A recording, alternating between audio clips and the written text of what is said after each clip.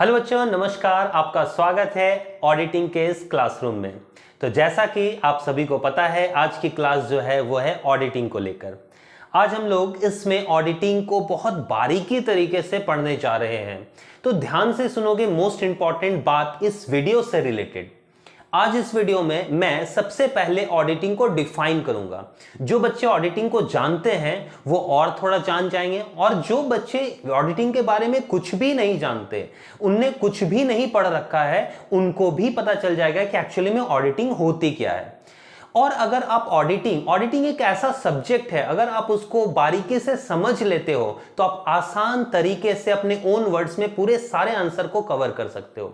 समझ में आ गई बात? तो आज हम लोग हर एक टॉपिक को बहुत बारीकी तरीके से डिस्कस करेंगे। और जैसा कि आपको पता है, ये वीडियो स्पेशल है इंपॉर्टेंट क्वेश्चंस को लेकर। तो आपके एग्जाम में कौन कौन से क्वेश्चन हैं जो आने के चांसेस बहुत ज्यादा है, उसे भी हम लोग आज डिस्कस करेंगे। तो चलिए फटाफट स्टार्ट करते हैं हम लोग ऑडिटिंग का ये क्लास।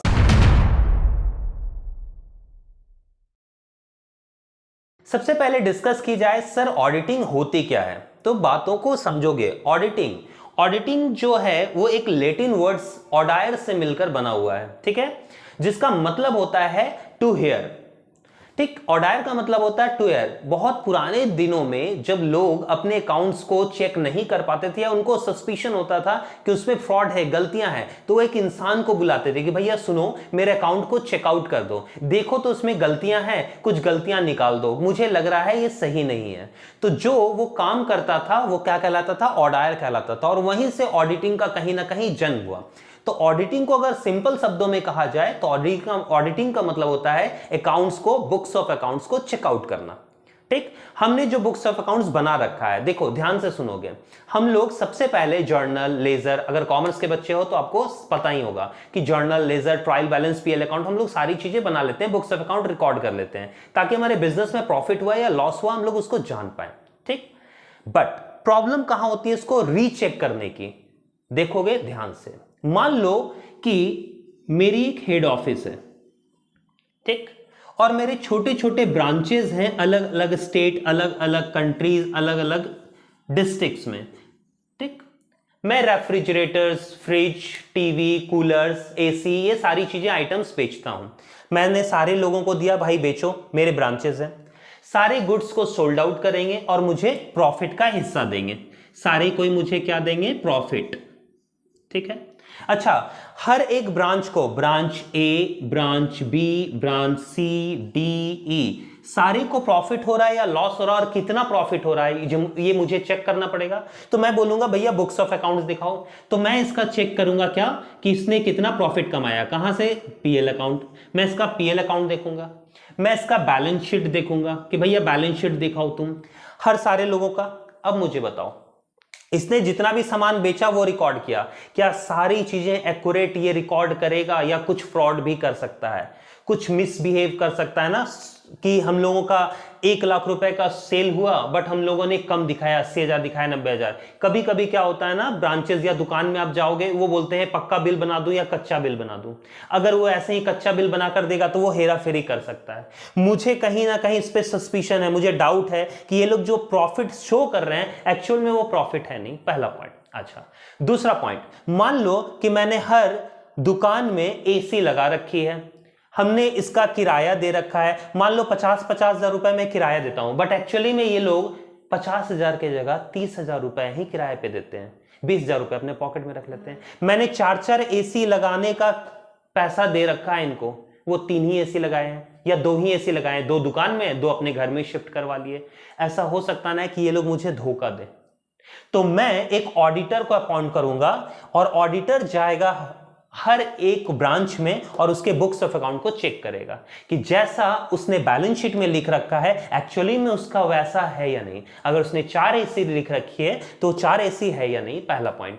दूसरी बात, कौन सी कंपनी का एसी लिख रखा है, वो कंपनी का एसी है कि नहीं, कितने प्राइस पे लिख रखा है। एक्चुअली हो सकता है ना कि सेकंड हैंड आपने लगा दिया हो, न्यू का पैसा हमसे ले लिया हो। तो हर एक चीज को वो चेकआउट करता है, सिर्फ बुक्स ऑफ अकाउंट्स को नहीं, वो एसेट्स, लायबिलिटीज, सारी चीजों को चेक करता है और एक रिपोर्ट बनाता है। ठीक, जो ये काम करता है वो ऑडिटर कहलाता है, वो एक सीए होता है।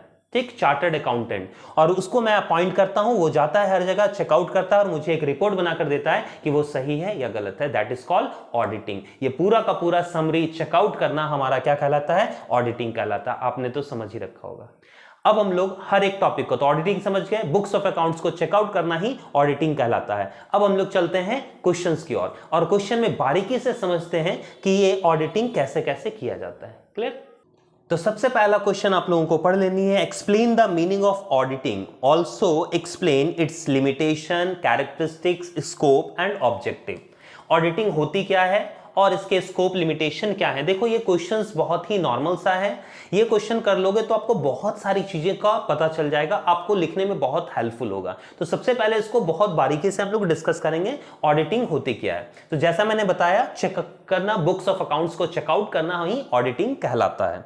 तो सबसे पहला डेफिनेशन आप लिखोगे, ऑडिटिंग में be define as the examination of the books, accounts and vouchers of a business with a view to ascertain whether or not the balance sheet is properly drawn up so as to show a true and correct view of the state of affairs of the business।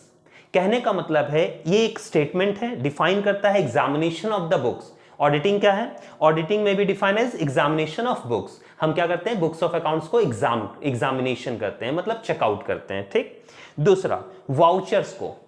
ठीक। अब बोलोगे sir vouchers क्या होती है? Books of accounts तो हमने समझ में आ गया, journal, ledger, trial balance, balance sheet, ये सब हम लोग चेक करते हैं। बट वाउचर्स क्या होती है? तो याद रखोगे, वाउचर्स मतलब होता है बिल। जब भी हम लोग जर्नल बनाते हैं तो जर्नल कहां से बनाते हैं? वाउचर से बनाते हैं। कोई भी एंट्रीज बनती है कि हमने गुड्स परचेज किया, जैसे हमने फर्नीचर खरीदा, हमने लैंड खरीदा, हमने बिल्डिंग खरीदी, तो कहीं ना कहीं उसका कोई ना कोई तो बिल होगा, वो बिल वाउचर कहलाता है। ठीक है। तो सबसे पहला जब ऑडिटर जाता है, जैसे मैंने अपनी ब्रांच में बताया, जब वो ब्रांच में जाता है चेकआउट करने के लिए, तो सबसे पहले एंट्री को चेक करता है। हाँ भैया आपने एसी खरीदा था इतने तारीख को, हाँ भैया आपने फैन खरीदा था इतने तारीख को, लाओ बिल दिखाओ। अब वो बिल से मैच करता है उसको कि ये एक्चुअली में खरीदा गया था उसी डेट में या पहले खरीदा गया था, बाद में ये शो किया जा रहा है। तो हर एक का वाउचर दिखता है। अच्छा, आपके कितने स्टाफ हैं? भाई 10 स्टाफ हैं। सबको सैलरी कितने देते हो? 20-20 हजार रुपए सैलरी देते हैं। लाओ भैया वाउचर दिखाओ, 20-20 हजार रुपए एक्चुअली में उनको मिलता है कि नहीं मिलता। समझ में आ गई? तो हर एक कंपनी में हर एक ट्रांजेक्शन के लिए वाउचर्स बनाया जाता है। ठीक है, जिसको आप ऐसे नॉर्मल शब्दों में बिल कह सकते हो। ठीक है, तो हर एक चीज का, हर एक ट्रांजेक्शन का वाउचर्स बनता है। तो बुक्स ऑफ अकाउंट्स और वाउचर्स को चेक करना क्या कहलाता है? ऑडिटिंग कहलाता है। आगे क्या है कि प्रॉपर वे में बैलेंस शीट बनाया गया कि नहीं, ये भी देखना कि प्रॉपर वे में बनाया गया कि नहीं। हो सकता है ना कि मिसलीडिंग कर दिया गया हो, हमने कुछ कुछ ऐसा दिखा दिया हो जो एक्चुअली में एसेट्स है ही नहीं, एग्जिस्ट ही नहीं कर रहा। जैसे मैंने बताया, हमारे यहां 2 एसी लगा हुआ है लेकिन हम शो कर रहे हैं 4 एसी लगा हुआ है। ठीक है, समझ में आ गई? हमारे यहाँ 20 इंप्लॉइज में दिखा रहा हूं कि काम करते हैं, बट 15 ही इंप्लॉइज काम करते हैं। तो ऐसा हम लोग कर सकते हैं, तो उसको चेकआउट करना। ठीक है, ताकि एक हम लोग प्रॉपर वे में बिजनेस कैसा चल रहा है, उसका अफेयर्स क्या है, वो पता लगा पाए। ये है डेफिनेशन। ठीक, आप इसके 2-4 डेफिनेशन और भी कर लोगे। बहुत सारे ऑथर्स हैं, चार्टर्ड अकाउंटेंट ऑफ इंडिया, इसके अकॉर्डिंग भी डेफिनेशन दी गई है। मैंने अपने ओन वर्ड्स में आपको बता दिया। अब अगर इसके कैरेक्टरिस्टिक्स की बात की जाए, बहुत ध्यान से देखोगे इसके कैरेक्टरिस्टिक्स। सबसे पहले कहता है there must be an institution. सबसे पहला है कि इसमें क्या होना चाहिए? एक इंस्टीट्यूशन होना चाहिए, वो गवर्नमेंट बॉडी हो, सेमी गवर्नमेंट बॉडी हो या नॉन गवर्नमेंट बॉडी हो। ठीक है, उसके थ्रू हम लोग बुक्स ऑफ अकाउंट को चेक करवाएंगे। तो ऑडिटिंग का सबसे पहला पॉइंट होता है एक इंस्टीट्यूशन का होना। इंस्टीट्यूशन को ही हम लोग चेक करते हैं, एक फर्म को ही हम लोग चेकआउट करते हैं, जिसको ऑडिटिंग कहा जाता है। वो गवर्नमेंट कंपनी हो सकती है, सेमी गवर्नमेंट हो सकती है, नॉन गवर्नमेंट हो सकती है, जिसको चेक करने जा रहे हैं। दूसरा कहता है an auditor must be an independent person. ये बहुत ही इंपॉर्टेंट है, an auditor must be an independent person. सबसे पहले ध्यान रखोगे, मान लो मैं फिर से वहीं आता हूं, ये मेरी हेड ऑफिस है, ये मेरे ब्रांचेस हैं, सारे ब्रांचेस हैं, और सपोज वी आर पार्टनर्स। आप लोग जितने लोग भी मुझे देख पा रहे हो, सब मेरे पार्टनर्स हो। आप सब ने पैसा लगा रखा है मेरे फर्म में, बात को समझोगे? अच्छा, सारे लोग जितना भी मुझे प्रॉफिट भेज रहे हैं, वो प्रॉफिट में आप लोगों को कद्दू कट रहा है, सब में बट रहा है। जितना भी प्रॉफिट भेज रहे हैं मैं आपको दिखा रहा हूं, देखो भैया बैलेंस शीट में इतना है, प्रॉफिट इतना है। अच्छा, आप लोगों को कहीं ना कहीं मुझ पे शक हो सकता है, विश्वास में थोड़ी सी कमी आ सकती है। और आपको पता है ना, पार्टनरशिप एक म्यूचुअल एग्रीमेंट है। अगर आपको विश्वास ही नहीं रहेगा तो कहीं ना कहीं वो रिश्ता टूटता चला जाएगा। कहीं ना कहीं विश्वास बहुत जरूरी है बिजनेस में। तो आपको भरोसा कैसे होगा मुझ पे भरोसा तो नहीं है। हो सकता है ना कि हम लोग मिले हुए होंगे, अच्छा चलो हम एक ऑडिटर भेज देते हैं, अब तो विश्वास करोगे वो चेक करके आएगा।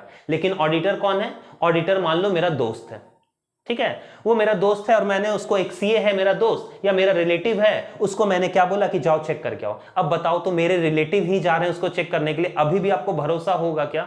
नहीं सर। तो याद रखोगे, जो भी ऑडिटर होता है, सीए होता है, जो चेक करने जाता है, वो किसी का रिलेटिव नहीं हो सकता, कहीं से भी उसका कोई कनेक्शन, कोई रिलेशन नहीं होना चाहिए। वो पूरी तरह से इंडिपेंडेंट पर्सन होना चाहिए, क्योंकि एक भरोसे की बात है। चेकआउट करना क्या है? एक भरोसे की बात है। कंपनीज अपना ऑडिटिंग करवाती क्यों है?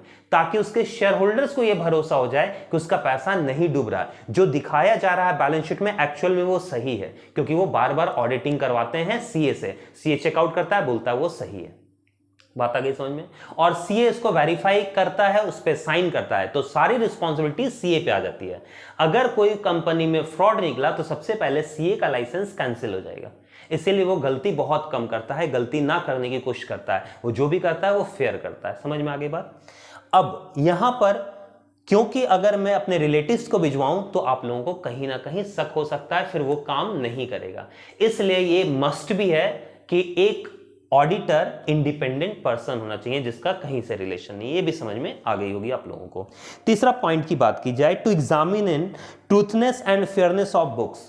टू एग्जामिन, इसका जो कैरेक्टरिस्टिक्स है, ऑडिटिंग करवाया क्यों जाता है? सच्चाई पता करने के लिए कि भैया एक्चुअली में वहां जो काम हो रहा है वो सही हो रहा है या नहीं हो रहा है। Truthness and fairness of books of account. Next है यूज ऑफ वाउचर। इसका एक और कैरेक्टरिस्टिक्स है वाउचर को यूज करना। अभी मैंने बता दिया वाउचर्स क्या होता है? बिल। जो भी हम लोग का बिल है, जो भी ट्रांजैक्शंस हुए हैं वो वाउचर्स है, उसको चेकआउट करना भी बहुत जरूरी है, इसका एक कैरेक्टरिस्टिक्स है। Next, to get necessary clarification. ठीक, अब कभी कभी क्या होता है ना कि वाउचर से भी बहुत सारा कुछ पता नहीं चलता है, तो ये भी जरूरी है कि आप उसको बहुत अच्छे तरीके से क्लैरिफाई करें, इंक्वायरी करें, उसको चीजों को पूछें।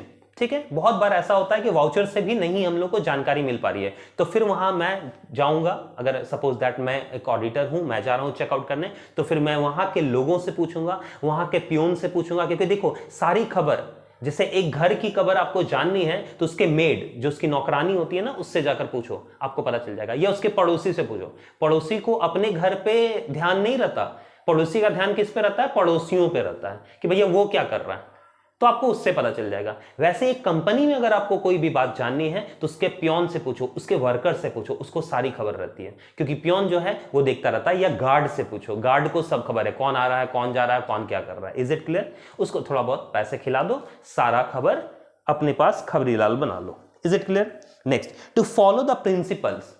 ऑडिटिंग का एक और रूल है, प्रिंसिपल रूल्स को फॉलो करो। आपका जो एसेट्स लगा हुआ वो डेप्रिसिएशन चार्ज हो रहा है कि नहीं हो रहा है, किस रेट पे हो रहा है, नहीं हो रहा है, ये सारी चीजें। अच्छा, एक और मस्ट पॉइंट बता दूं मैं, ऑडिटिंग जो है पूरी तरह से अकाउंट्स का निचोड़ है, क्योंकि अकाउंट्स को वेरीफाई करना है। तो कहीं ना कहीं आप लोग इसको जब पढ़ोगे तो अकाउंट्स के टर्म एंड कंडीशंस को भी आप इसमें लिख सकते हो। जैसे मैंने भी बताया डेप्रिसिएशन, एक फिक्स्ड एसेट्स को डेप्रिसिएशन किस किस मेथड से लगता है आपको तो पता ही है, फिक्स्ड इंस्टॉलमेंट मेथड या फिर आपका डिमोनाइजिंग बैलेंस मेथड। तो वो मेथड यूज किया गया है कि नहीं किया गया, प्रॉपर वे में लगाया गया है कि नहीं लगाया गया, ये सारा चीज भी चेकआउट करना है। ठीक है, रूल्स को फॉलो किया गया है। डबल एंट्री सिस्टम आप पढ़े ही हो। चलिए नेक्स्ट है collection and evaluation of evidence. वो हर एक चीज को चेकआउट करेगा, उसकी एविडेंस को देखेगा, मैंने बोला ना अभी बिल से मैच करेगा, और उसको फिर अपना एक रिपोर्ट तैयार करेगा। ठीक है, नेक्स्ट, सर्टेन पीरियड। जब भी ऑडिटिंग की जाती है एक पार्टिकुलर पीरियड के लिए की जाती है, जैसे 1 साल, 6 महीना, 3 महीना, 1 महीना। बहुत बड़ी बड़ी कंपनीज है जिसमें लार्ज अमाउंट ऑफ ट्रांजैक्शन होते हैं, तो वो क्या करती है, हर 1 महीने में या 3 महीने में या 6 महीने में करवाती है। बाकी कंपनीज जो है 1-1 साल में करवाती है। समझ में आ गया? तो ये टाइम पीरियड होता है। टैक्टफुली मतलब होता है बहुत ही ध्यान से, चालाकी पूर्वक। टैक्टफुली मतलब चालाकी पूर्वक, चालाकी से काम किया जाता है। ऐसा नहीं है कि सीए चालाकी से नहीं, क्योंकि उसको बहुत ध्यान रखना है, कहीं ना कहीं वो फ्रॉड को देख रहा है, और फ्रॉड जो होती है याद रखोगे, फ्रॉड और मिस्टेक जो है गलतियां हो गई, बट फ्रॉड जानबूझकर किया जाता है, इसीलिए हर एक एविडेंस को छिपा दिया जाता है। तो बहुत चालाकी से, बहुत ध्यान से आपको देखना है कि कहां कहां गलतियां इन्होंने की है, कहां कहां फ्रॉड इन्होंने किया है, उसका एक रिपोर्ट तैयार करना है। और लास्टली रिपोर्ट, आपको पता ही है ऑडिटर जो है वो अपना एक रिपोर्ट तैयार करता है और वो अपने ओनर को भेज देता है। जैसे मैं अगर हेड ऑफिस हूं तो मुझे वो सबमिट कर देगा कि भाई देखो ये फलाना जो ब्रांच था वो सही था, दूसरा वाले ने फ्रॉड किया, इतने का फ्रॉड किया, ये गड़बड़ियां हैं, लो पकड़ो, अब जो करना है आप करो, मैं कुछ नहीं जानता, नमस्कार। समझ में आ गया? तो ये इसके कुछ कैरेक्टरिस्टिक्स थे। हम लोगों को नेक्स्ट क्वेश्चन जो पढ़ लेनी है वो है audit notebook, describe it's contents, merits and demerits, क्या होती है। तो सबसे पहले ऑडिट नोटबुक होता क्या है, उसके डेफिनेशंस के बारे में हम लोग डिस्कस करेंगे। तो ध्यान दोगे, ऑडिट नोटबुक का डेफिनेशन लिखें। An audit notebook is a book which is maintained by the auditor or his audit clerk, याद रखोगे, ऑडिटर या तो audit clerk, to record his observation during the course of audit। वो अपने observation को उसमें लिखता है, मतलब उसने जो प्राप्त किया, मतलब उसने जो पाया, वहां क्या फ्रॉड हुआ, वहां क्या चीट हुआ, उसने जो भी चीजें देखी, वो अच्छी भी चीजें लिखेगा, वो बुरी चीजें भी लिखेगा। ठीक। The course of his audit work, during the course of audit the clerk come across several difficulties। जब वो चेकआउट करता है तो उसको बहुत सारे प्रॉब्लम्स को फेस करना पड़ता है। ठीक। और new points which he has to discuss with his senior auditor, और बहुत सारे नए पॉइंट्स भी आते हैं जो उन्होंने सोचा भी नहीं था, भैया ये आ गया, ये कैसे होगा, तो अपने सीनियर ऑडिटर से क्या करेगा, डिस्कस करेगा। इसके लिए भी वो नोट डाउन कर लेता है, क्योंकि उसको याद तो रहेगा नहीं ना कि क्या क्या प्रॉब्लम्स फेस किया था उसने, तो वो नोट डाउन कर लेता है। ठीक है। An audit notebook is usually a bound book in which a large variety of matters are recorded। ठीक है। उसमें बहुत सारे सब्जेक्ट मैटर्स होते हैं जो related to the business activities होते हैं, जिसमें लिखा जाता है। तो सिंपल शब्दों में कहा जाए तो ऑडिट नोटबुक समझ में आ गया होगा आपको, वो एक ऑब्जर्वेशन को रिकॉर्ड करता है, या तो ऑडिटर या तो क्लर्क। और ऑडिटर कौन होता है, एक सीए, वो अपने सारे पॉइंट्स को रिकॉर्ड करता चला जाता है, जो जो प्रॉब्लम्स आए वो सारी रिकॉर्ड करता चला जाता है। ठीक है, इसको ही ऑडिट नोटबुक कहा जाता है। अगर इसके कंटेंट्स की बात की जाए तो इसमें क्या क्या लिखा होता है, देखोगे ध्यान से। सबसे पहले नेम ऑफ द बिजनेस उसमें लिखा रहेगा। दूसरा, organisational structure of the business, किस नाम से है, एबीसी लिमिटेड नाम से है, अच्छा लिख दिया मैंने। दूसरा, ऑर्गेनाइजेशनल स्ट्रक्चर कैसा है, कितने लोग वहां काम करते हैं, कैसा है, कैसा फर्म है, वो ऑर्गेनाइजेशन कैसा है वो लिखा जाता है। द नेचर ऑफ बिजनेस, उसका नेचर क्या है, वो क्या काम करती है, किस तरह से काम करती है, प्रॉफिट मेकिंग है, नॉन प्रॉफिट मेकिंग है, वो सारी चीजें उसमें लिखी जाएगी। ठीक। Next, important provisions of article of association and memorandum of association या पार्टनरशिप डीड, जो भी है व्हाटएवर, एमओए, एओए या पार्टनरशिप डीड है, वो सारी चीजें उसमें लिखी जाएगी कि क्या क्या उन्होंने डिस्कस कर रखा है। ठीक है। नेक्स्ट, अकाउंटिंग मेथड्स कौन सा फॉलो किया गया है वो भी उसमें लिखा जाएगा ऑडिट नोटबुक में। ठीक। इरेगुलरिटीज अगर है तो वो सारी चीजें उसमें लिखी जाएगी कि भैया इरेगुलरिटीज इसमें किया गया है, ये काम प्रॉपर वे में नहीं किया गया है, ये लिखा जाएगा। ठीक। Next, name of the key official and their rights, duties and responsibility, कौन कौन से लोग हैं जिसकी काम क्या क्या है, वो सारी चीजें वो लिखी जाएगी उसमें, राइट्स एंड ड्यूटीज। ठीक। नेक्स्ट लिखा जाएगा list of missing voucher and receipts, भैया 501 नंबर वाउचर नहीं मिल रहा है, वहां से मिसिंग है, हो सकता है किसी ने फाड़ के हटा दिया है। ठीक है, तो कौन से वाउचर्स मिसिंग है वो सारी चीजें उसमें लिखी जाएगी। ठीक। आगे, डेट ऑफ द कमेंसमेंट, कब स्टार्ट हुई थी, कमेंसमेंट का डेट, और कंप्लीशन ऑफ ऑडिट वर्क, कब हमने ऑडिट स्टार्ट किया और कब हमने ऑडिट खत्म किया, ये लिखा जाएगा। ठीक। Balances of important ledger account, जो भी लेजर अकाउंट है, डेटर हो क्रेडिटर हो, उसके जो बैलेंसेस हैं उसको पॉइंट आउट किया जाएगा। Next, the mistakes in error discovered, ठीक है, मिस्टेक्स है, एरर्स है, क्या है, उसको डिस्कवर किया जाएगा, उसको नोट डाउन किया जाएगा। तो ये सारे कुछ कंटेंट्स हैं, आप इसमें और भी बहुत सारे कंटेंट्स हैं, टोटल 25 कंटेंट्स हैं, आप बुक्स में देख सकते हो। और मैंने जैसा हर बार कहा था, अगर आपको नोट्स प्रोवाइड नहीं होता तो आप मुझसे मांग सकते हो, मैं आपको उसमें भी हेल्प करूंगा। या फिर इतना पॉइंट्स भी लिख दोगे तो वो काफी है। समझो, अगर ये इतने पॉइंट्स को आप लिख देते हो और उसके बाद हर एक, मैंने पॉइंट तो समझा दिया, आप हर एक पॉइंट को फिर बाद में अपने ओन वर्ड्स में 2-2 लाइन भी डिस्कस कर देते हो तो बहुत सारे पेजेस में चले जाएंगे। देखो, आपने कुछ भी नहीं पढ़ रखा लेकिन बहुत कुछ पढ़ रहे हो, बहुत कुछ पढ़ रखा है, अब बहुत कुछ समझ में आने लगा होगा अबाउट द ऑडिटिंग, कि ऑडिटिंग होता क्या है। अच्छा, एडवांटेजेस क्या है सर? फटाफट हम लोग एडवांटेजेस को देखते हैं। Proof in the court of law. अगर आप ऑडिट नोटबुक बना लेते हो तो आप कोर्ट में प्रूफ कर सकते हो, भैया इस पॉइंट पर इसने फ्रॉड किया था, यहां ये फ्रॉड था। Knowledge about the progress of the audit work. Audit work कहां से स्टार्ट हुआ था, कब स्टार्ट हुआ था, कितना काम चला है, कितना कितना फ्रॉड हमको मिला, कितना चीट्स मिला, नहीं मिला, क्या हुआ है, कैसा वर्क चल रहा है, ये हमको नॉलेज हो सकता है। किससे? ऑडिट नोटबुक से, जो उसने बना रखा है। Next, help in future planning of audit work. अभी तक जो काम हुआ है, अभी तक जो हमने चेकआउट किया है, उसके थ्रू हम लोगों को बहुत सारे अगर फ्रॉड मिल गए तो अब हम प्लानिंग कर सकते हैं, रुको ये सारे लोग चोर हैं, अब हम लोगों को और अच्छे तरीके से और लोगों को बुलाना पड़ेगा और बारीकी से चेक करना पड़ेगा। तो कहीं ना कहीं फ्यूचर प्लानिंग हम कर सकते हैं ऑडिटिंग की। नेक्स्ट कहता है helpful in the preparing of audit programme. हम लोग ऑडिट प्रोग्राम इसके थ्रू बना सकते हैं। ऑडिट प्रोग्राम पूरा ऑल ओवर वर्क होता है, ठीक है। ऑडिटिंग करने का पूरा प्रोग्राम ऑडिट प्रोग्राम कहलाता है। तो कहीं ना कहीं हम लोग ऑडिट नोटबुक से ऑडिट प्रोग्राम को क्लियर कर सकते हैं कि अच्छा वहां 2 लोग काम करेंगे, वहां 5 लोग काम करेंगे, कौन बुक्स ऑफ अकाउंट चेक करेगा, कौन क्या करेगा, कौन मैनेजर से बात करेगा, कौन क्लर्क से बात करेगा, समझ में आ रही है? ये सारी चीजें हम लोग करेंगे। नेक्स्ट कहता है क्वालिटी ऑफ ऑडिट वर्क। कहीं ना कहीं आप याद रखोगे, किसी भी चीज को अगर आप नोट डाउन करते हो तो उसकी क्वालिटी इंप्रूव होगी। जैसे आप रोज क्या काम कर रहे हो, अगर आप उसको नोट डाउन करते हो तो देखोगे दूसरे दिन से आप उस जो काम आपने लिख रखा है वो कहीं ना कहीं इंप्रूव होगा, फिर आपने लिख रखा वो इंप्रूव होगा। या फिर ऐसे ही मैंने जो आज पढ़ाया आप उसको लिख लो, 1 बार लिखो, 2 बार लिखो, 3 बार लिखो, देखो आपका आंसर जो है ना वो इंप्रूव होता चला जाएगा। तो कहीं ना कहीं उससे हम लोग अपने वर्क को इंप्रूव कर सकते हैं, ठीक है। नेक्स्ट है free from the danger of changing figure. कहीं ना कहीं अगर ऑडिट नोटबुक में हमने नोट डाउन कर लिया है और कोई फिगर्स बाद में आकर चेंज करता है तो हम लोग को पकड़ में आ जाएगा, भैया अच्छा मैंने यहां लिख रखा था लेजर का बैलेंस, ये तो 2 लाख था, वहां 2.5 लाख अब शो कर रहा है। तो कहीं ना कहीं वो चेंजेस फिगर को हम पहचान सकते हैं। ये इसके एडवांटेजेस हैं। डिसएडवांटेजेस की बात करें तो नोट डाउन करें। पहला, helpless in defending auditor. Audit notebook जो होता है वो प्रिपेयर किया जाता है बहुत केयरफुली, लेकिन वो डिफेंड नहीं कर सकता है एक ऑडिटर को या ऑडिटर के नेग्लिजेंस को। अगर हमने कुछ चूक हो गई, हम नहीं लिख पाए, तो फिर वो गया, वो हमें कहीं डिफेंड नहीं कर सकेगा, भैया कैसे हो गया, क्या हो गया। ऑडिट स्टाफ नेग्लिजेंस में बी कंसील्ड।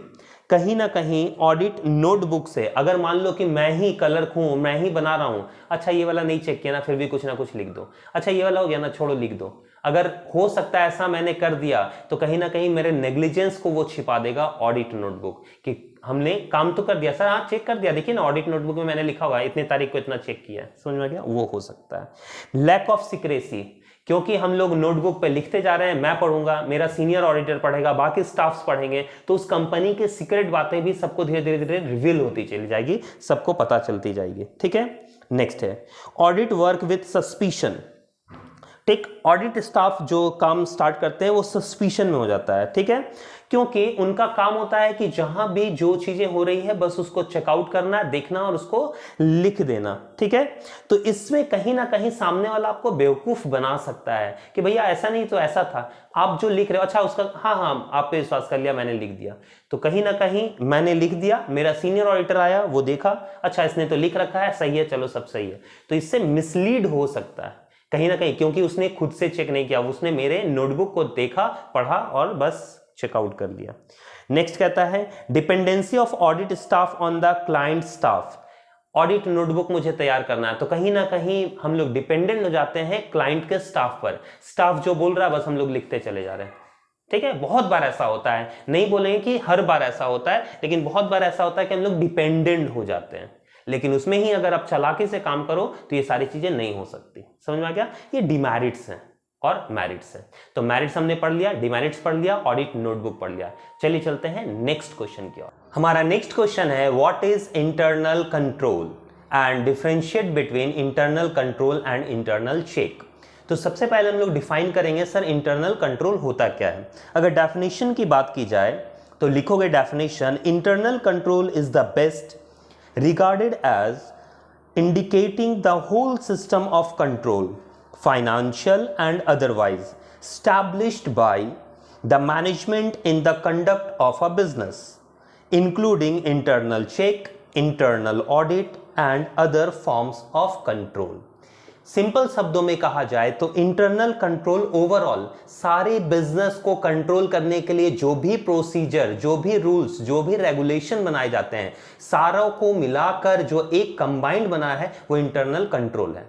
मतलब पूरे बिजनेस को इंटरनली कंट्रोल करने का मेन जो आपका पर्पस है, मेन जो आपका सिस्टम है वो इंटरनल कंट्रोल है, जिसके अंदर में ये सारे आते हैं, इंटरनल चेक, इंटरनल ऑडिट और अदर जितने भी कंट्रोल्स हैं सब इंटरनल कंट्रोल के अंदर में आते हैं। ठीक, पैरा चेंज करके लिख सकते हो, इंटरनल कंट्रोल में be defined as the comprising the plan of the organisation and all the coordinate system established by the management of an enterprise to achieve management objective of ensuring as far as a practical the orderly and efficient conduct of its business, including the safeguarding of the assets and the reliability of accounting records and the timely preparation of reliable financial information. Reliable मतलब भरोसेमंद।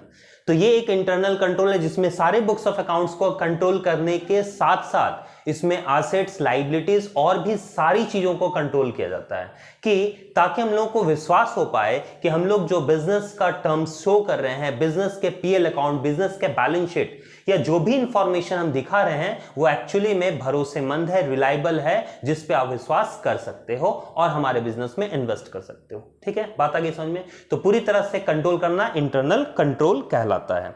इसके essential elements क्या क्या हैं sir, वो लिखोगे, essential elements of internal control.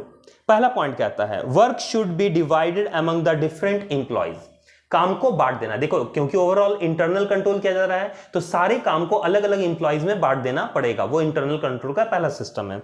दूसरा, there methods of doing work should be clear, किस मेथड से कौन सा काम करना है, क्या रूल्स है, ये सबका क्लियर होगा क्योंकि इंटरनल कंट्रोल के अकॉर्डिंग सबको काम बांट दिया गया है। ठीक है, नेक्स्ट है relations among various department should be clear, किसके साथ किसका क्या रिलेशन होगा, परचेज डिपार्टमेंट का सेल डिपार्टमेंट से, सेल डिपार्टमेंट का प्रोडक्शन डिपार्टमेंट से, सारे का रिलेशन एकदम क्लियर होगा इंटरनल कंट्रोल में।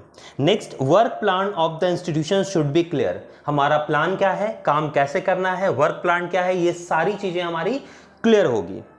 Standard of the work should be determined, किस लेवल का काम करना है, स्टैंडर्ड हमारा क्या होगा, काम करने का तरीका क्या होगा, ये भी क्लियर होगा। Next, actual work should be compared with the work standard, हमने जो काम अभी किया, पूरा कर लिया और हमने जो तय किया था, क्या उसका स्टैंडर्ड मैच आउट कर रहा है या नहीं कर रहा है, इसको भी कंपैरिजन करना। Next, if there is difference between actual work and standard work it should be rectified, और अगर इन दोनों में कोई डिफरेंसेस आया है तो हम और कोई नया रूल अप्लाई करेंगे और उसको कंट्रोल करेंगे। तो पूरा ओवरऑल जो बिजनेस को कंट्रोल किया जाता है उसको हम लोग क्या बोलते हैं, इंटरनल कंट्रोल। अब हम लोग को पढ़ना है how does it differ from the internal check, internal check से इंटरनल कंट्रोल कैसे डिफर करता है। तो ओवरऑल सिस्टम तो इंटरनल कंट्रोल है और उसी का एक पार्ट है इंटरनल चेक। अब हम लोग पढ़ेंगे इंटरनल चेक एक्चुअली में सर होती क्या है। इंटरनल चेक के बारे में थोड़ा सा मैं डिफाइन करने जा रहा हूं। इंटरनल चेक ऐसा सिस्टम बनाया गया है जिसमें हम लोगों का बिजनेस के अंदर में ही एक ऐसा प्रोसीजर, एक ऐसा रूल बनाना ताकि हम लोग अपने काम को खुद से ही वेरीफाई कर पाए। सर खुद से ही वेरीफाई कर पाए मतलब थोड़ा सा डिटेल्स में बता दो। मान लो सपोज दैट कि हम लोग एक बुक बनाते, देखो कोई भी सिस्टम, किसी चीज को भी, कोई भी वर्क को कंट्रोल करने के लिए जो सिस्टम तैयार किया है वो इंटरनल चेक है कि ताकि खुद ब खुद वो चेक हो जाए, हम लोगों को ऑडिटर्स की जरूरत ना पड़े। जैसे हम लोग ये बुक बनाते हैं, मान लो ये ऑडिटिंग का बुक है आपके पास, ठीक, आप बुक बनाते हो, बुक प्रिंट करते हो। अब बुक की क्वालिटीज के लिए आपको एक सिस्टम बनाना है ताकि बुक की क्वालिटीज कम ना हो। तो उसके लिए हम लोग क्या बनाते हैं, देखो सपोज दैट कि अगर एक ही इंसान बुक्स के पेपर भी बनाए, प्रिंट भी करे, कटिंग भी करे, बैंडिंग भी करे, तो हो सकता है ना कि वो इंसान कभी कभी अगर कुछ थोड़ा बहुत ऊपर नीचे भी हो गया तो बीच में एक दो बुक्स डाल दे और उसका बंडल बनाकर उसको पैक करके वो चलो ठीक है ले जाओ, ये हो सकता है। तो कहीं ना कहीं गड़बड़ी आई ना, एरर्स आया ना। इसको चेक करने के लिए एक सिस्टम हमने बनाया कि सबसे पहला पेपर जो बनाएगा वो कोई और इंसान बनाएगा। ठीक, पेपर बना दिया, वो देगा, ट्रांसफर करेगा किसी दूसरे इंसान को जो प्रिंट करेगा, प्रिंटिंग के लिए दूसरा इंसान। प्रिंटिंग के बाद फिर तीसरे इंसान को मिलेगा उसकी कटिंग करने के लिए, फिर उसके बाद वो ट्रांसफर करेगा कटिंग करके किसी और को बाइंडिंग करने के लिए, बुक्स तैयार करने के लिए, और लास्टली जो फाइनली पैकिंग करेगा वो चेकआउट करके पैक करेगा। अब समझो, क्योंकि बॉस को सब दिखाना चाहते हैं कि हम सबसे बढ़िया हैं और ये सामने वाला बहुत खराब इंप्लॉय है, ठीक है, तो समझोगे अगर कोई खराब पेपर की क्वालिटी अगर एक दो कम आ जाए मेरे पास, मैं प्रिंट ही नहीं करूंगा और बॉस को दिखाना चाहूंगा देखिए कितना खराब हमारे पास पेपर को पहुंचा रहा है, यहां इसकी क्वालिटी बहुत डल है, इसीलिए हम प्रिंट नहीं करेंगे। समझ में आ गई बात? अच्छा, प्रिंटिंग मेरा मिस्टेक हो गया, थोड़ा बहुत ऊपर नीचे हो गया, तो कटिंग करने वाला बोलेगा कि नहीं भाई इसको रिजेक्ट करो। अच्छा, कटिंग से बैंडिंग में जब जाएगा, कटिंग अगर ऊपर नीचे हुआ तो बैंडिंग वाला उसको रिजेक्ट कर देगा। तो फाइनली जब उसके पास बुक पहुंचेगा तो वो पूरा का पूरा एक प्योर बुक उसके पास पहुंचेगा जिसमें एरर्स के चांसेस बहुत ही कम हो जाएंगे। समझ में आ गया ना? तो एक ऐसा सिस्टम बनाना कि हर एक दूसरा इंसान पहले इंसान के काम को चेकआउट करता चला जाए, हर दूसरा इंसान पहले के इंसान को चेकआउट करता जाए, इसको कहते हैं इंटरनल चेक। और ये सारा हमारे बिजनेस के अंदर में ही हो रहा है, that is called internal check. अब तो बहुत आसान तरीके से समझ में आ गया होगा इंटरनल कंट्रोल और इंटरनल चेक होता क्या है। अगर आपको डिफरेंशिएट बिटवीन करना है तो आप लोग कॉलम में इसको लिख सकते हो, मैं कुछ पॉइंट्स बता देता हूं, आप लोग उसको नोट डाउन कर लो। इंटरनल चेक और इंटरनल कंट्रोल के पॉइंट्स क्या क्या हैं। पहला, अगर बेसिस में लिखोगे तो मीनिंग लिखोगे इंटरनल कंट्रोल का, ध्यान से सुनोगे, इंटरनल कंट्रोल का मीनिंग लिखोगे। All measures to control every aspect of business is called internal control. हाँ सर, आपने पहले ही बताया, इंटरनल कंट्रोल ओवरऑल सारे एस्पेक्ट को कंट्रोल करने का एक सिस्टम है। बट इंटरनल चेक में लिखोगे internal check is a such type of arrangement under which work is divided in such a way that work of one person is checked by the work of another person. ये एक ऐसा system बनाया गया है कि एक का काम किसी दूसरे इंसान से चेकआउट होता चला जाए, हर दूसरा इंसान पहले इंसान के काम को चेकआउट करता चला जाएगा, इंटरनल चेक है, अभी मैंने बता भी दिया। दूसरा लिखोगे scope. Internal control comprises the whole system of control, financial और अदरवाइज। होल सिस्टम, वो फाइनेंशियल से रिलेटेड हो, असेट्स हो, लाइबिलिटीज हो, जो भी हो, अकाउंटिंग हो, ये सारी चीजों को कंट्रोल करता है हमारा इंटरनल कंट्रोल, इसका स्कोप ये है। But internal check refers to a system of allocating duties among the staff. किसको कौन सा काम दिया गया है और उसको वही काम को पूरा करना है। जैसे मुझे अगर पेपर बनाने का काम दिया गया है तो मुझे सिर्फ और सिर्फ पेपर की क्वालिटीज पर ध्यान देना है, नथिंग एल्स। बात समझ में आ गया? तो यहां पर ये ड्यूटीज असाइन की जाती है। Next, objects. ऑब्जेक्ट क्या है इंटरनल कंट्रोल में? A system of internal control strive to achieve objective, अपने उद्देश्य को पूरा करने के लिए, क्योंकि हमको पता है कि हमें बेस्ट बुक बेचना है तो सारा चीज कंट्रोल करना पड़ेगा। सिर्फ क्वालिटी बुक्स की बढ़ा देने से या अच्छी कर देने से हमारा बुक्स नहीं बिकेगा, तो सारी चीजों पर ध्यान देना होगा, तो ओवरऑल कंट्रोल करना पड़ेगा, ये ऑब्जेक्टिव है। But internal check system is design to prevent the errors and fraud in the fixing responsibility. जिसको जो काम दिया गया है उसको अच्छे से काम किया जाए और उसके एरर्स और फ्रॉड को पता लगाया जाए, इसके लिए इंटरनल चेक सिस्टम बनाया जाता है। अगर फ्लेक्सिबिलिटी की बात की जाए तो internal control system is reviewed occasionally by the management in the light of the changes within the organization। अगर ऑर्गेनाइजेशन में चेंज आएगा उसके अकॉर्डिंग हम टोटल ओवरऑल रूल्स को चेंज करेंगे। But as compared to the internal check once introduced in the business is generally stable for a certain period। अगर मैंने बोल दिया कि अच्छा बुक बनाने का तरीका ये है, ये काम करेगा, तो कहीं ना कहीं 2 साल 5 साल 10 साल तक वही सिस्टम चलता रहेगा, बहुत ज्यादा चेंजेस मैं नहीं लाऊंगा। Is it clear? अगर वो सक्सेस कर गया तो। नेक्स्ट, टाइम की बात की जाए तो time of internal control is not pre determined. Internal control हमने बना दिया और वो चलता चला जा रहा है, बट इंटरनल चेक का एक टाइम पीरियड प्री डिटरमाइंड होता है। हम लोग पहले से तय कर लेते हैं कि इसको इतना से इतने दिनों तक काम को पूरा कर लेना है, और अगर पूरा नहीं हुआ तो भैया कहां हमने गलतियां की वो चेकआउट हो जाएगा, वो पता चल जाएगा। नेक्स्ट है techniques. There are different techniques of internal control. इंटरनल कंट्रोल में बहुत सारे टेक्निक्स है, कॉस्ट अकाउंटिंग है, फाइनेंशियल अकाउंटिंग है, इंटरनल कंट्रोल है, एडमिनिस्ट्रेटिव कंट्रोल है, ये सारे उसके एग्जांपल्स हैं। और अगर इंटरनल चेक की बात की जाए तो internal check can be applied only after division of work, क्योंकि ये एक ही काम है, इसमें बहुत सारे पार्ट नहीं। इंटरनल कंट्रोल में तो बहुत सारे पार्ट्स है ना, बट इंटरनल चेक तो खुद है। सिर्फ जैसे ही आपका काम असाइन हो गया कि हाँ भैया हम लोगों को बुक बनानी है, अब किसको किसको बुक बनानी है, उसके लिए एक सिस्टम बना दिया गया, तुमको ये काम दिया गया, तो divide of work is internal check. Is it clear? तो नेक्स्ट क्वेश्चन हम लोगों को पढ़ लेनी है। An auditor is a watchdog but not a bloodhound. Explain this statement. तो ऑडिटर जो होते हैं वो वॉच डॉग होते हैं, ना कि ब्लड हाउंड होते हैं। वॉच डॉग मतलब होता है रखवाली करने वाला कुत्ता। ये स्टेटमेंट बहुत ही इंपॉर्टेंट है और हो सकता है कि आपके एग्जाम में आ जाए। इसके जो वेटेज है वो 80 to 90% वेटेज है कि ये क्वेश्चन आपके एग्जाम में आ सकते हैं। तो ध्यान रखोगे कि auditor is an watch dog. Watch dog मतलब उसका काम होता है सिर्फ और सिर्फ चेकआउट करना बुक्स ऑफ अकाउंट को, ना कि डिसीजन लेना। एक ब्लड हाउंड मतलब होता है शिकारी कुत्ता। शिकारी कुत्ता क्या होता है, वो अटैक करता है। तो यहां ऑडिटर का काम अटैक करना नहीं है, उसका काम है सिर्फ और सिर्फ चेकआउट करना, अपना एक रिपोर्ट तैयार करना, जिसको ऑडिट रिपोर्ट या ऑडिट नोटबुक मैंने बताया भी था वो कहा जाता है। तो ऑडिटर का काम है एक वॉचडॉग की तरह सिर्फ देखना, अपने मालिक के लिए रखवाली करना, मतलब डराना। देखोगे कि रखवाली करने वाला कुत्ता जो होता है गेट के बाहर, वो सिर्फ भौंकता है, काटता नहीं है। जनरली वो भौंकता है, डराता है कि भाई तुम फ्रॉड मत करो, चीट मत करो, चोरी मत करो। वैसे ही ऑडिटर का काम होता है चेकआउट करना और इंप्लॉइज को डराना कि तुम कहीं ना कहीं फ्रॉड और चीट मत करो। तो वो वॉचडॉग की तरह काम करता है, ना कि वो एक्शन लेता है, क्योंकि वो रिपोर्ट बनाकर दे देता है अपने बॉस को, हेड ऑफिस को, कि भाई अब आपको जो करना है सबमिट कर देता है, आपको जो करना है वो करना। तो उसके पास वो राइट्स और ड्यूटीज नहीं है। तो ऑडिटर्स की कुछ ड्यूटीज भी है जो आप नोट डाउन कर सकते हो, जो वो उसके ड्यूटीज है, बस वो वही काम कर सकता है और बाकी वो नहीं करता है। जैसे N auditor should be honest and hard working, वो ईमानदार होना चाहिए, हार्ड वर्किंग होना चाहिए, ठीक। He should not be suspicious, वो कंफ्यूजन में नहीं होना चाहिए, क्लियर कट उसका माइंड होना चाहिए, चालाकी पूर्वक वो काम करे। The auditor should follow the principle of belief, वो प्रिंसिपल ऑफ बिलीफ को फॉलो करेगा, विश्वास करेगा और काम करेगा और अपना एक नोटबुक तैयार करेगा। An auditor should be alert and conscious to the his work, वो हमेशा सतर्क रहेगा, सावधान रहेगा अपने काम को करते वक्त, ऐसा नहीं कि वो भ्रम में काम करेगा। And next one is an auditor should not be the nature of blood hound, उसमें ब्लड हाउंड की नेचर नहीं होनी चाहिए, ये उसकी ड्यूटीज है। तो आप इसमें राइट्स ड्यूटीज भी पढ़ लोगे, इसके आपके आंसर को लिखने में बहुत ज्यादा हेल्पफुल होगा। तो ये था हमारा कुछ क्वेश्चंस। तो कुछ क्वेश्चंस मैंने आज डिस्कस किया इस वीडियो में। अगर आप लोगों को समझ में आया होगा और आप लोगों को पसंद आया होगा तो प्लीज कमेंट करें हमारे नेक्स्ट वीडियो के लिए, क्योंकि मैं नेक्स्ट में और 2-4 क्वेश्चंस लेकर आऊंगा जो आपके लिए बहुत हेल्पफुल होने वाला है। ये सारे क्वेश्चंस पहले आप पढ़ लो, समझ लो, और अगर इसमें कोई डाउट्स रह जाए तो इसके लिए मैं नेक्स्ट पार्ट इसका लेकर आऊंगा, ऑडिटिंग 2 का वीडियो, ठीक है। तो इसमें जो भी प्रॉब्लम्स होंगे उसका सॉल्यूशन मैं उस वीडियो में दे दूंगा। और 2-4 और इंपॉर्टेंट क्वेश्चन है जिसके वेटेज बहुत ज्यादा है, जो मैं पार्ट 2 में बताने वाला हूं।